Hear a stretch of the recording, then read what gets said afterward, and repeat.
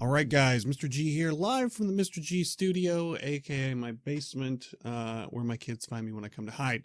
We are going to be talking about the AMA that Alex Chestnykh, I'm sure I'm saying your name wrong, man, I'm sorry, did on the Reddit. He answered a lot of your guys' questions. Big thank you to Kenny for organizing all of this by category. We're going to jump right in with your questions. The first thing you guys asked, we're going to focus on things we can expect in the future of the game. So I'm going to summarize some of these longer ones so that it gets to you guys quickly. So first thing, any plans for new wheels? Answer, there will be more wheels this year. We're all tired of running Bigfoots as the only wheel that really anyone can use. Any plans on adding more life to adventure mode? Alex responds, let me be honest, adventure mode is a low priority. Don't expect many changes there soon. Bummer for you guys that love adventure mode. Sorry. Next up, what is the next big project you guys are working on for the game? What is the roadmap for 2020? Apparently, they're working on a mobile version, Alex says, of Crossout. I thought there already was one out. Apparently, a mobile version is coming out any day now.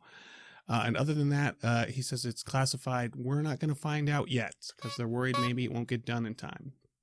Next up, you guys asked, are there plans to rectify abuse of high-tier weapons and low power scores, aka steel clubbing? Alex responds, the issue is well known. We experiment with solutions, but found no silver bullet yet. And to be honest, better gears by no means guarantees a wins. Yada, yada, yada. Often a cleverly constructed build can win, or a more talented player can win. Too many things to consider, but we have ideas. There are always more ideas. So on the plus side, they know it's an issue. They also realize, of course, that it is an issue because they changed a lot of the power score elements for weapons, trying to make it more balanced. I mean, at the end of the day, it comes down to, do you want really long load times for your matchmaking, or do you want perfect matchmaking where every match is ridiculously fair? So it's a give and take on that. Okay, another one asks, saw what you said about adventure mode. It would be really nice if we could have more of a looter shooter element with more alternatives for fun grind in the game. Alex replies, we have people that love that mode. We would like to work on it, as well as players who like it, so I hear you. All right, not a lot there yet. Another one comes with a little bit of hover salt and drone salt. Long story short, this guy's like, hey, why did you put hover in the game and AI drones and stuff that requires no skill? Shouldn't be in the game, and it's going to hurt the player base, and it's going to hurt new players. So Alex responds, that's a good one. There are just too many variables, and when we try to consider all of them when designing new stuff, the world is just too big a laboratory. We will try to avoid errors in the future. So a little bit of admission of guilt that some of the elements and some of the things like hover changed the game more than they expected. Next up, the new rarity changes seem to be aimed at easing up the game progression for newcomers. At least it was communicated as such. In reality, it seems it will make it harder since the purples will double their price. Don't know about that. Also, every item or coin that was not invested in parts will double their price, basically halves in value. Was the intention to change that as well, or is there any plan to introduce a new rarity without affecting the economy? Alex replies, the way we see it, the market price of epic items should stay the same, and I don't see it going up a ton, but let me know what you guys think in the comments. The amount of items and materials required to craft an epic item stays nearly the same as it is now. We checked. Things suggested by the player base of the game, so things you guys asked for. Number one, do you have any plans to update bots, i.e. making sure a diverse number of builds spawn instead of all mandrakes and improving their AI? I would like the numbers of people playing the game to grow and for bots to be unnecessary, but I think they will probably be a feature for a long time, so can we make them less frustrating? Well, at least they went and had one of the top clans design some better bots, because the ones before were worse. But Alex responds, yes, bots will be updated in the months to come. We are aware of the mandrake issue, especially on high PS games. Another question, is it intended for players to be vulnerable to cannon, rocket, mandrake fire on spawn at the beginning of match? Long story short, Alex says, yes, it is working as intended. Okay, another question. Why is more than one Aegis barrier module allowed per build? It is very frustrating to come against someone running one barrier. Two, it's just flat out broken. Well, Mr. G knows all about that. He replies, we try not to limit players' options unless absolutely necessary, so no direct restrictions if possible. As for Aegis, there will be a diminishing modifier for each one installed. You will be able to test it on public test server this weekend. Okay, so they're nerfing the Aegis. I'm glad I did infinite shield build when I did. Question 4.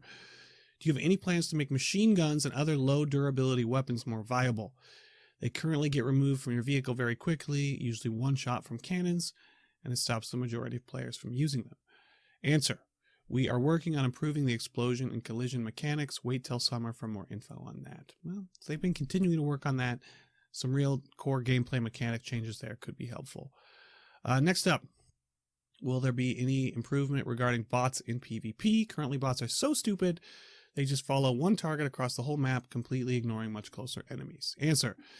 Yes, we are currently reworking bots AI, so there will be improvements in their behavior in the upcoming months.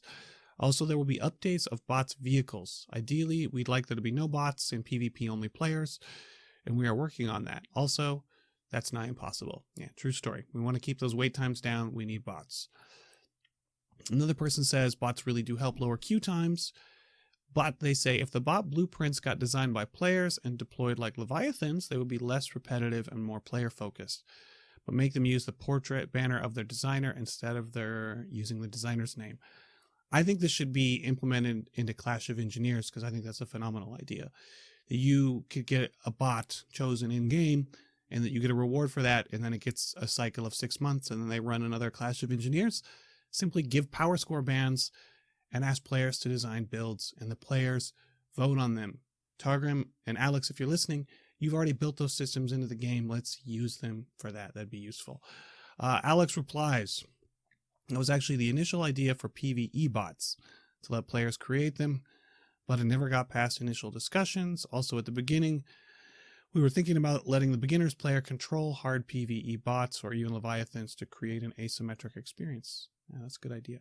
I like this idea, so maybe one day. UGC is a very important part of the game. We plan to add more UGC-related activities in the future.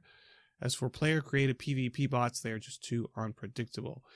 We would need some kind of pre-moderation, etc.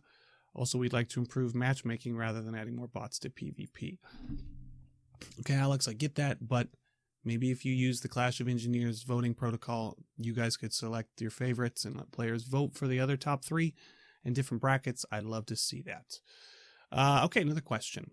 Someone says, hello, Alex. Are there any plans for creative mode so you can build something that you don't own yet, but you can have a BP of it to test it and see if it would be good for a certain setup before you buy a part? Answer, we discussed such a mode several times, but no plans for it now. That's a bummer. You guys should get to play with all the parts in the game like I do. I think that'd be really cool. It seems like it wouldn't be that hard to implement, but bummer, it's low on their list right now. Honestly, I mean, you can test drive things on exhibition, but other than that, it's a bummer. Okay, next up, what is the next big project? We already covered that. Okay, another question. Why aren't you guys exploring different options of monetizing the game? For example, CK, decor, paint, stickers, etc. Cheaper and smaller DLCs will certainly be appealing than having to spend the price of a new AAA game for a new pack every time. Answer. We do experiment. There will be Battle Pass soon. We work on more targeted player offers, etc. Okay, another question. A lot of players drop the game because they consider it pay to win. I don't see it being clearly communicated by game playing at higher PS, better parts yields the same reward as lower PS. Are there plans to improve this? Question's a little confusingly worded, but Alex replies, we are convinced our game is not pay to win. There's no content that you have to buy to feel strong. Everything either unlocks or can be crafted. Also, you may earn coins and buy everything on the in-game market from other players. However, sometimes the progression pace is slow, and we are working on making things more comfortable for players. All right, this is my last big question, and then we got some silly stuff.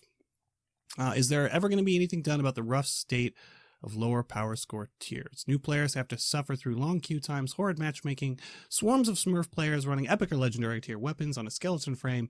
It doesn't make for a good introduction, nor would it make a new player want to stick around. Good question to end on. Alex answers, that's a tricky one. You see, there is also a choice between matchmaking time and quality. And for some regions, if we do not match players with different PS, they will be waiting for an uncomfortable time. So as a matter of fact, the feature works as intended. We are aware of the issue and we will rework matchmaking this year. Last but not least, couple silly questions.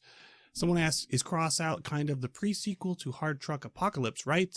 Alex replies, yes, sir, you are completely correct. I have got to check that game out. And last but not least, hello, Alex, do you have a carpet attached on a room wall? He replies, in Soviet Russia, the carpet attaches you to the wall.